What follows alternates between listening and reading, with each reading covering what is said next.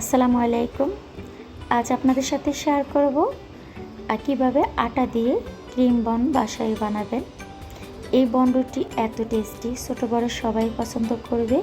Creamy ভরপুর এই বনটি অসম্ভব মজা হয় খেতে। আপনারা একবার না খেলে বিশ্বাস হবে না, তাই একবার হলো বানিয়ে খেয়ে দেখবেন। প্রথমে এখানে আমি আটা নিয়ে নিলাম 2 কাপ, স্বাদ মতো দিয়ে দিলাম লবণ, এখানে দিয়ে দিলাম চিনি, আর দিয়ে দিলাম 1 টেবিল চামচ ইস্ট, এখানে দিলাম রান্নার রেগুলার তেল 4 টেবিল চামচ দিয়ে আমি সব কিছু ভালোভাবে একটু মেখে নেব। তারপরে হালকা কুসুম গরম পানি দিয়ে আমি একটা ডো তৈরি করে নেব।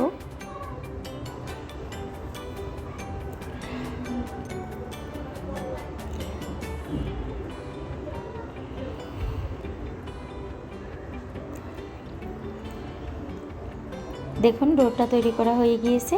এখন আমি ঢাকনা দিয়ে রেখে দিব 20 মিনিট। এদিকে ক্রিমটা বানানোর জন্য প্রথমে আমি দিয়ে দিলাম এখানে চিনি, আর দিয়ে দিলাম 1 কাপ গুঁড়ো দুধ, এখানে দিয়ে দেব আমি কর্নফ্লাওয়ার 3 টেবিল চামচ দিয়ে আমি এখানে এখন পানি দিয়ে তারপর একটু নেড়ে চেড়ে মিশিয়ে নিব। আপনারা চাইলে এখানে কর্নফ্লাওয়ার পরিবর্তে কিন্তু কাস্টার্ড পাউডারটা দিতে পারেন। এখন আমি সব কিছু জাল করে ঘন করে নেব। আর এখানে দিয়ে দিলাম সামান্য একটু লবণ। লবণটা দিলে কিন্তু টেস্টের ব্যালেন্সটা ঠিক থাকে, সেজন্য কিন্তু আমি লবণটা দিয়েছি। আপনারা চাইলে স্কিপ করতে পারেন। আমার কাছে মিষ্টির মধ্যে কিন্তু লবণ দিলে বেশি ভালো লাগে।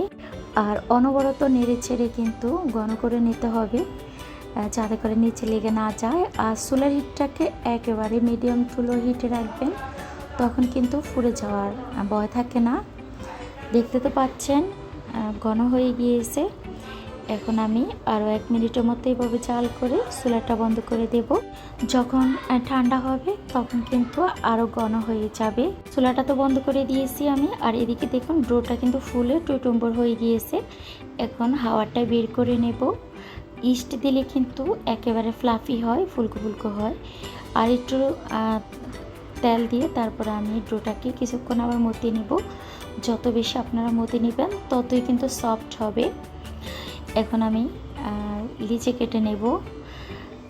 এভাবে যদি লিচিটা কেটে নেন সেক্ষেত্রে কিন্তু সবগুলো বনরুটি কিন্তু একই সাইজের আসবে।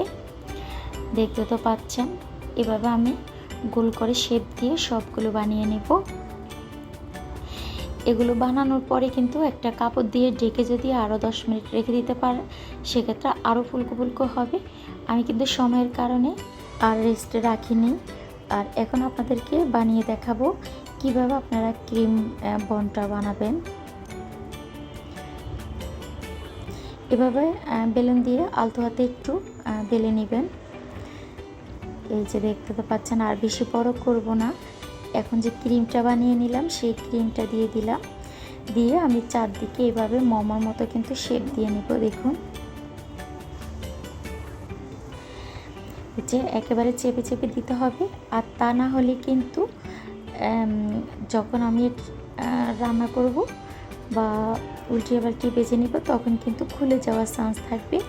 সেজন্য আপনারা একেবারে ভালোভাবে মুখটা আটকে দিতে হবে, যাতে করে বনরুটিটা ফেটে ক্রিমটা বের হয়ে না আসে।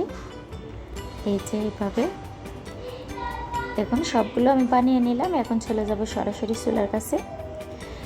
দেখতে তো পাচ্ছেন এভাবে আমি পাইপেনের মধ্যে কিন্তু দিয়ে দিব। এখানে কোনো তেল ব্রাশ করা লাগবে না বা অন্য কোনো কিছু লাগবে না।